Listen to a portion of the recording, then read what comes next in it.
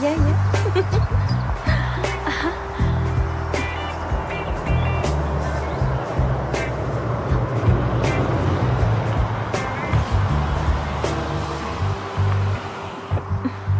Присаживайтесь.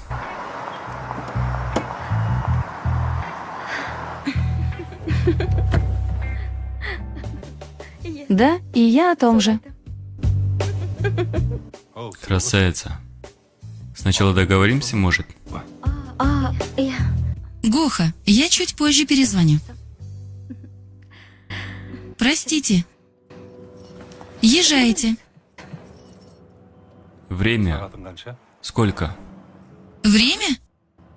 4:30. Я не об этом. Тогда вы о чем? Твое время. В постели. То есть? Как постель? Вы за кого меня принимаете? Ну как за кого? Ты же сама прыгнула ко мне в машину.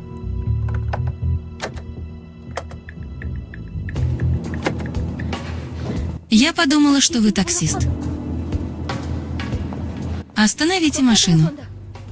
Хорошо.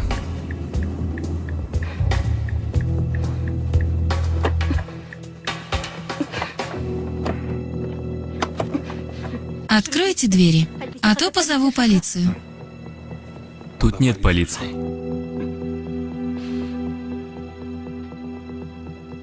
Вон стоит.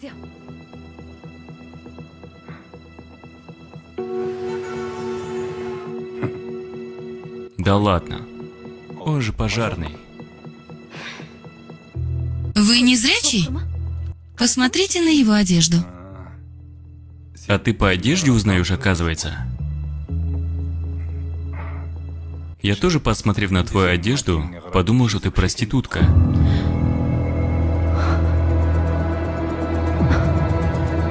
Что вы несете? Как вам не стыдно? Вот из-за стыда и говорю.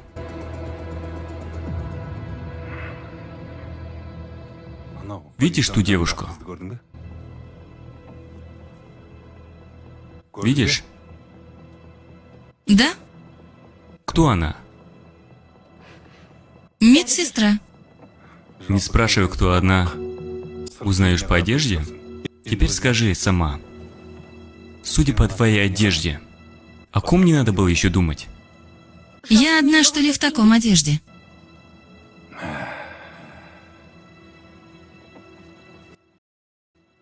Скажи, твоя мама или бабушка так одевались раньше? Сестра, пойми меня правильно. Я не тот, о ком ты подумала. Но увидев тебя, я специально остановился. Каждая мусульманка также является и моей сестрой. Если ты считаешь себя тоже, тогда одевайся поскромнее.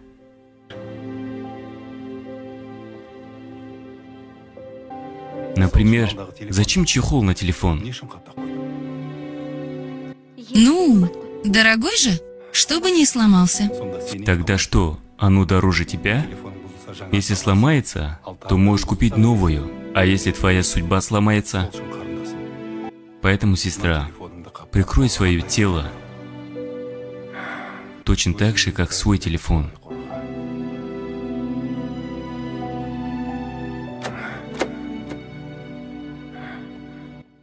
А теперь можешь выйти.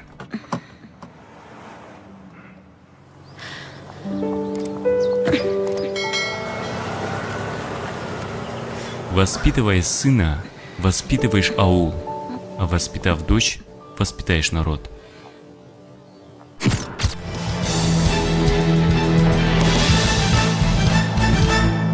ҳоҷӣ ва лола абдулмуминовна, ман ҳуқуқшинос дар маркази ҷумҳуриёи муассисаи таҳсилоти иловагӣ кор мекунам ва бисёр нисбати саволи шумо вайроншавӣ байни оила, байни ҷавонон бисёр дида мешавад. Дар таҷрибаи зиндагӣ бисёр мебинед. як хелошон маҷбурӣ ба духтароро ба шавҳар метиҳанд, як хелоро писароро маҷбур мекунанд ки дар он мавриде ки ба писар дигар нафар маъқул аст ё ба духтар дигар як дигар нофаҳмӣ мешавад дар давоми зиндагӣ.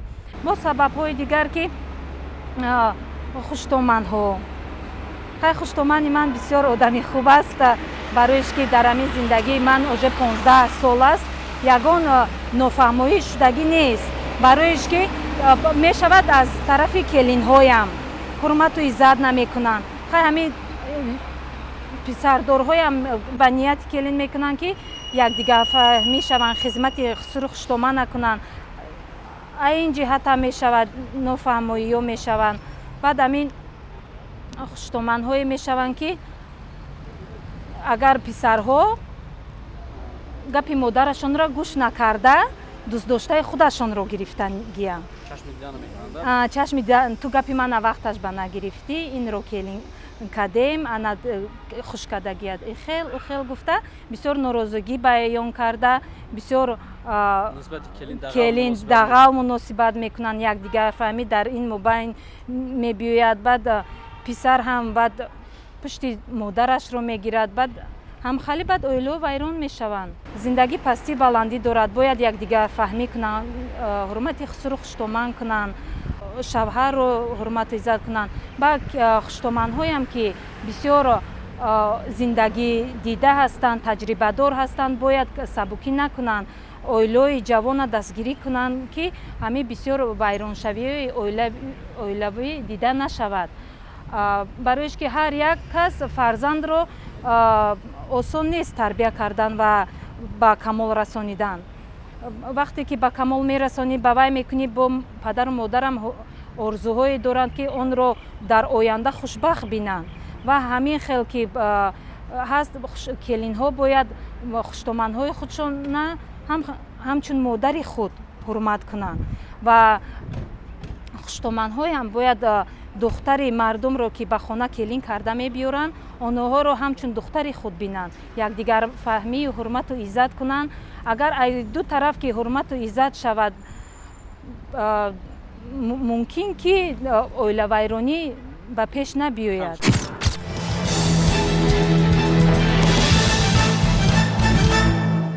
абдувосит фазлиддинзода сокини шаҳри душанбе. воқеан вайрон шудани оилаҳо имрӯз яке аз мушкилиҳои асосии ҷомеаи мо ба ҳисоб меравад ва гуфтан мумкин аст яке аз бадбахтиҳо шуморида мешавад ва ин омилҳо сарчашмаҳои зиёдеро дорад. омили аввалини он ба андешаи ман ба оиладорӣ омода нашуда тайёр нашуда саросима шуда роҳ гирифтан ба сӯи зиндагии мустақилона аст. духтар ё писар таҷрибаи кофӣ надорад ё сину солаш ба он дараҷае ки бояд шавад нарасидааст ӯ ё ихтиёран ё бо салоҳияти падару модар оиладор мешавад. духтар шавҳар мекунад ва писар зан мегирад. ва вақте ки ба оилаи дигар ба зиндагии дигар ба муҳити дигар ворид мешавад якбора худро ба он мувофиқ карда наметавонад мутобиқ шуда наметавонад ба он ҳамдигарфаҳмӣ дар байни зану шавҳар ба вуҷуд омада наметавонад чун онҳо пеш аз ин худро ба муддати муайян нашинохтанд аз кӣ будани ҳамдигар огоҳ нашуданд. пас ин натиҷааш мешавад хонавайронӣ.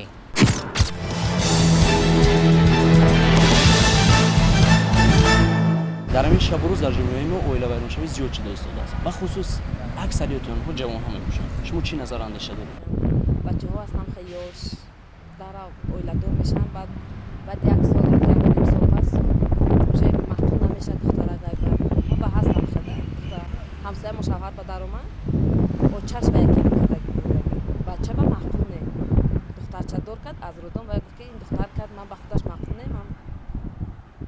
яъне алка аз неъмати худо ва уже дасташ ҳастанд хе оилаҳо ман ҷияни худам оиладор шуд оилашон ба якташ духтарча кард дуюмашам духтарча кард сеюмашам духтарча кард шавҳараш рӯдон ба ҷавоб бошадон омадаам ки ман ба духтар кард ман ба писар дар кор буд ҳастанд оилае ки модарашон дахолат мекунад. Зани ту кор кардан наметавонад, зани ту бояд ихе кунад, ман ба кораш маъқул нест, ту вая зан, ту вая ҷавоб бошад.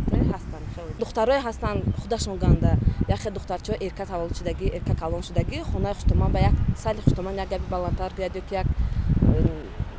як кори зиндагия фармонад, уже вай аллакай қар кардан мерад ки ман катӣ наместам, ино мана бисёр кор фармудам, ман барои кор инҷа ба омадагӣ не. Ҳамхес ҳодисаи ман дидагӣ.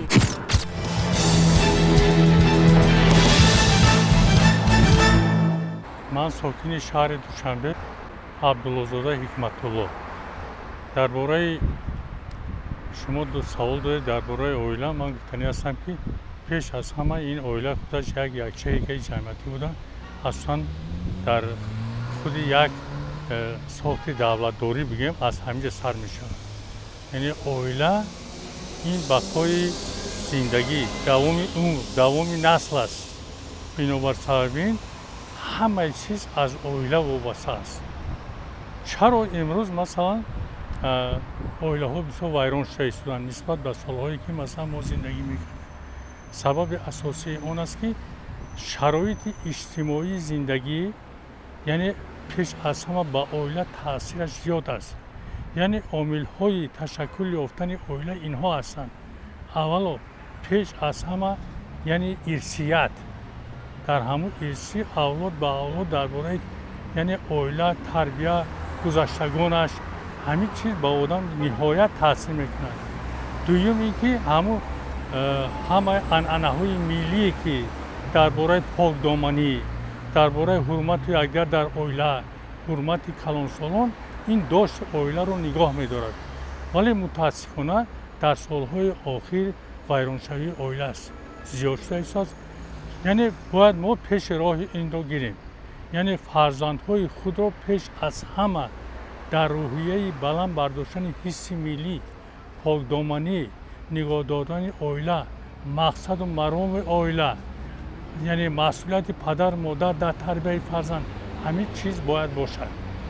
ана дар он сурат яъне оила дуруст барпо мегардад. масалан мегӯяд ки аз нуқтаи назари ислом мамегӯям ки вақте ки фарзанд калон шуд, падар модар чӣ ҷавобгар аст?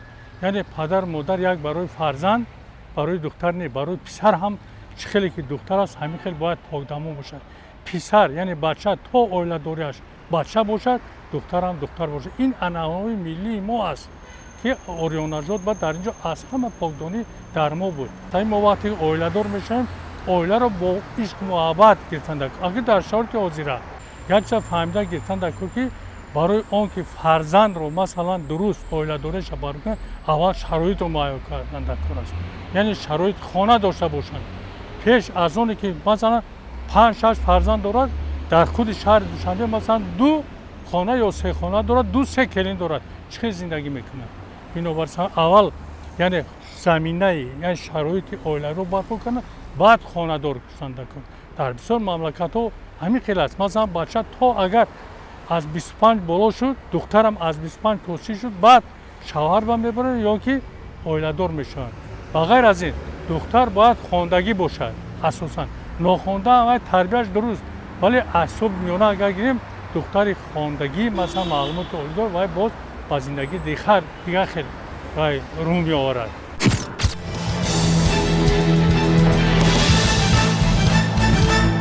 сокини шаҳри Душанбе ҳастам, Маҳина Ниёзова. дар бораи вайроншавии оилаҳо фикри шахсии ман ҳамин аст ки мо хеле барвақт оиладор мекунем. бигузор ҷавонон аввал таҳсил кунанд, чӣ духтар аст, чӣ писар аст, ҷавонон аввал таҳсил кунанд, илм омӯзанд, ҷаҳонбинии васеъ дошта бошанд нисбат ба зиндагӣ. махсусан ҷавонҳо, писарон бояд соҳиби аввал илм шаванд, соҳиби кор шаванд, баъд оиладор шаванд. вақте ки ҷавон аз ҳоли таҳсил кардан нест, ҳеҷ ҷо кор намекунад, фаъолият намекунад, оиладор мешавад, мушкилоти зиндагӣ сар мешавад, фарзанд мешавад. мушкилот зиёд ҳастанд, мушкилои махсусан иқтисодӣ ки зиёд пеш ки меояд, якдигарфаҳмӣ намешавад. дар ҳамин вақте ки агар онҳо соҳиби касб бошанду аз як ҷо каме ҳам бошад даромади зиндагӣ дошта бошанд, ман фикр мекунам ки вақте ки дар оила мушкили иқтисодӣ камтар ҳаст, جنگ و جنجال هم کمتر میشه، یکدیگر فهمی زیادتر میشود. البته مشکلی ها در همه اویلا هست، یعنی اویلا به مشکلی نمیشه. بله اکو این هست. ولی کدام عامل ها بیشتر همین رو هست که مثال اویلا دار میشه و سیم اویلا داری جدا شدن میشه. مثلا بفرض یکی از پدیده‌هاش همین تلفن‌های موبیلی هم هست که جوانان تاجیک طبق این منتالیته تاجیکانه ما زن وقتی اویلا دار میشن نمیخوان که زنهاشون تلفن داشته باشن یا که با تلفن صحبت کنن. یکی از عامل‌هاش تلفن‌های موبیلی هم هست.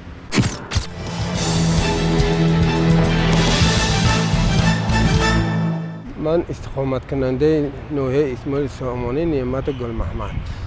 من این مسئله ویران شدن اویلوی رو در آن میبینم که امروز مردم حرکت میکنه که دخترای خود را بر وقت شوتن و از کله خودشون ساقی کنن و به همین میخوان که ممکن که آنها زندگی نقص میبینن، که در اصل این خیلی نیست.